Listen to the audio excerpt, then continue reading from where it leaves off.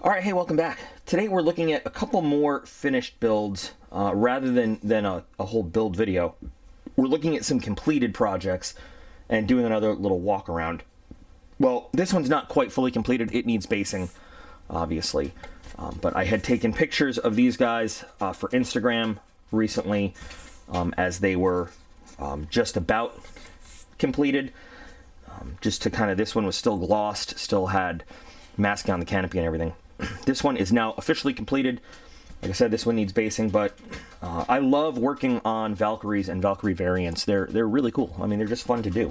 One of the things I love about the Valkyrie is that it really reminds me of the dropship from Aliens, and it has kind of the same purpose too. So we're just going to do a little walk around of each of these and take a look at it. And we're mainly going to focus on this one. This one has all the features, all the fanciness. This guy right here is a Sky Talon. Now, not a lot of folks play with Sky Talons. They don't build them that often. And it's interesting because Forgeworld, about a year ago, I guess, discontinued the Elysian drop troopers. And the Sky Talon, really, it's an Imperial Navy vehicle. But in the lore and in the books and everything, it really serves the Elysians.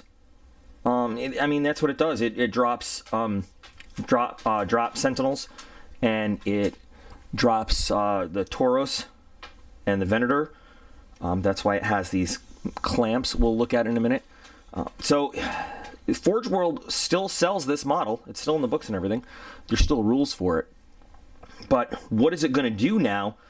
That, I mean, I guess it could still support if you have an Elysian, regiment in your army, but you can't buy them anymore. You can find some on the secondary market, eBay and such. But I like the way it looks. And I have this one rigged out so that if I wanted to, I could play it as it counts as for a Vulture gunship. I added a secondary set of hardpoints on there. So just again, so if you're not familiar, and I'm sure a lot of people, are. So these actually, if you have the Tauros model, these actually fit in, and you can attach your Tauros to this. And then there's another bracket that fits on the bottom of the Tauros so that you can mount it on your base during the game. And that's pretty nifty too. These are all removable. They come off fairly easy. These little mounting guys. And these are all, I don't know if we're gonna get a good view. They're all finished, dry brush and everything, just like everything else. And then you have just this kind of big open area for cargo, whatever. So if I were to play this as it counts as a Vulture, I would take those off and just hang ordnance on there. But otherwise, I like the shape of it. I like the single cockpit. I don't know. It reminds me also of the Sky Crane, real life, helicopter, heavy lift thing that has kind of this shape, and it could carry a lot of stuff on there. From overhead, it kind of has the look not too different from a standard Valkyrie. I just like the differences. This camouflage is just based on a little influenced by British World War II, and actually some post-war stuff too. But these colors here, these are actually, what am I thinking? Strategic Air Command, green colors. If you look at how some Strategic Air Command bombers were painted, the B-52s, the FB-111s, those colors, but then instead of the tan, I used a gray. I think it's somber gray, like the rest of my army uses. I can't remember, so it kind of fit in. I printed some custom markings for it. It says hostile delivery. I know it's a little blurry and it's hard to see. And then, a custom shark mouth, because I love shark mouths on everything. And it will hold the full gamut of weapons that you can put on any Valkyrie model if you wanted, whether it's rocket pods, because the actual aircraft could carry these while it was dropping stuff. But if I wanted to play it again as a Vulture or whatever else, I could put the miniguns on there. I could put Hellfire missiles, all that other fun stuff.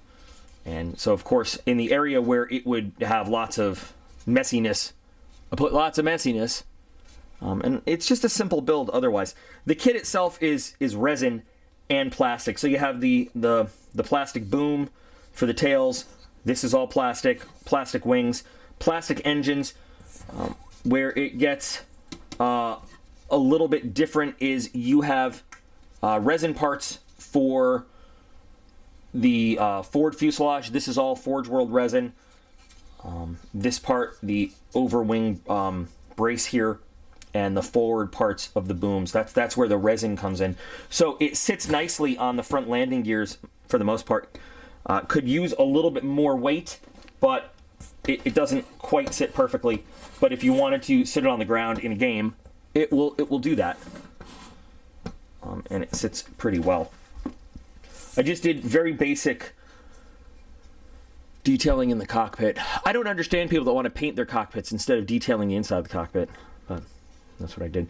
So I just like this model. I have another one that's still unpackaged, completely in the plastic and everything that I have to do. So there's this. Now the real thing that I finished, the real fully completed one, is this Valkyrie. And I've built a lot of Valkyries. I've sold a handful of Valkyries, and this one is actually not for me. And I'm a little upset about that because I love the way it came out. This one is going to be sold. I decided to mess around and do a digital camouflage pattern on this. I used masks that were intended for a 172 scale Su-27. And I chose colors that were just random dark green colors. I believe it's again the Strategic Air Command light green. This is Vallejo black green, and I couldn't tell you what this medium green is right there. I just don't remember. But I think the colors all work really well. I didn't realize till after I was done, it sort of almost looks like Marine and U.S. Marine and Navy woodland digital camouflage. That was not intended, but it looks pretty good all throughout. I think the digital camouflage really works, and of course, you know, my usual way I do engines and everything with a shark mouth. This is a standard U.S. Air Force shark mouth. I just decided to give it a cant upwards to make it look a little bit different. We've got some battle honors on the nose. The 52 here matches the tail number 52, and I gave it a name there, Next Objective. This actually comes from, there was a real U.S. Air Force FB-111 named Next Objective, so that comes right from that set, and I thought that would look kind of nice on there. The real extra I put into this, and by the way, before we go on, so you have your options of, oops, there we go, your rocket pods, or the Hellstreak missiles, if that's how you want to play in the game, depending. Now, if you open up, you're going to see some stuff inside. The interior is fully detailed, and whoever ends up with this, I'm sure is going to want to see that. So I did a little extra step on this, and I left this top plate removable. It pops out very nicely, and you get a full view of what's going on the inside. I have some pictures I took of just the interior painted, I think, before all the weathering and everything. So you've got the two internal crew members. This guy's glued down. I like him like he's maybe pushing buttons for the rear ramp or something.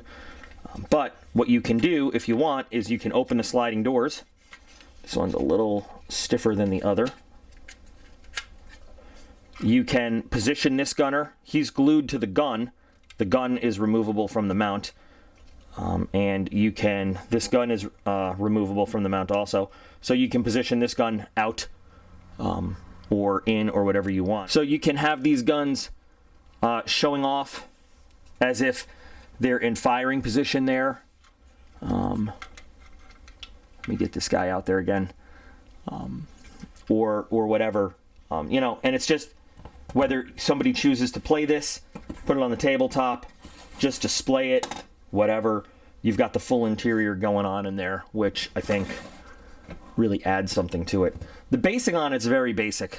I just, I'm not sure. Again, somebody's going to end up with this. It's not me. I don't know what their army theme is, what their territory is. So I just gave it a very basic base. But I put a lot of extra work into this guy. The cockpits are fully detailed. I don't know if we're going to be able to capture it on camera. You've got a full computer screen over there, complete with stuff on the screen. Pilots have patches on their uniforms. Mike Grant decals for the instruments and the dials and gauges in there. I'm really happy with the way this one came out, and I love the functionality in it. You know, so you can use it as, you know, you can display it as a model. That's what I like about a lot of the Forgeworld models. The Games Workshop models and the Forgeworld ones. You can choose to display these as actual models, as well as playing them in the game. And here's the rooftop with your engines. I've been a little sick lately. I haven't been feeling well, so rather than doing any new full builds, I've just been touching up some ones that were close to completion, taking my time on them, which is why I've done this in the last walk-around video rather than any new build videos lately. But the interior on this really makes me happy, and I hope that whoever ends up with this, I had a buyer lined up, but you know, the economy and the virus and everything these days, he's very apologetic, but he said he had to back out and maybe he'll buy one later. So I'm actually going to throw this one in eBay. And Valkyrie's never, a well-done Valkyrie anyway, never doesn't sell on the secondary market. So I'm not too worried about it. Not worried about it at all. And I wish the guy well. And, you know, like he said, when he's in a better position in the new year, he wants to commission a new one. So it's all good. It's all good. But this was fun to do. It's frustrating to do the digital camouflage at first. I had to repaint it. This is the second version of it because I tried a different technique that didn't quite work out the first time I did it. But, you know, this worked out really, really well, I think. Let me get this popped back on. There we go. And I mean, I love the Valkyrie. It's a cool model. It's a very cool model to have. It's got some cool rules. You can play your regular Valkyrie as a Valkyrie. You can play it as a Vendetta gunship, you know, depending on how you want to do it. And it's awesome. It is probably my favorite. I don't know, I love the Lehman Russ, but it's probably my favorite Warhammer model of all is the Valkyrie. So I'm going to do the little slideshow with some high-definition pictures after this, just to give you a little, again, a walk-around of it, but I just wanted to put something up there. Show you guys what I've been spending my last few days working on. And here it is. What do you guys think? What do you think? Any constructive criticism or comments you have about the camouflage, I'm definitely open to. I really have not done a digital camouflage like this before. I've used hydrographics to put a digital camouflage on, but, you know, that's a lot different. 2 new pieces, just about done. One completely tabletop ready, one almost. I just need to get the basing done for it. One for me, one for someone out there. And it is what it is, so. And here comes a kitty cat in the corner sniffing, seeing what's going on. What do you think? Would you play those? No, he's gone. He wouldn't play them. He seems more like a Space Marine cat to me. So. Anyway, thanks guys. Hope you like the little walk around. Hope you enjoy seeing the pictures. And I'll be back with a new project as soon as I can.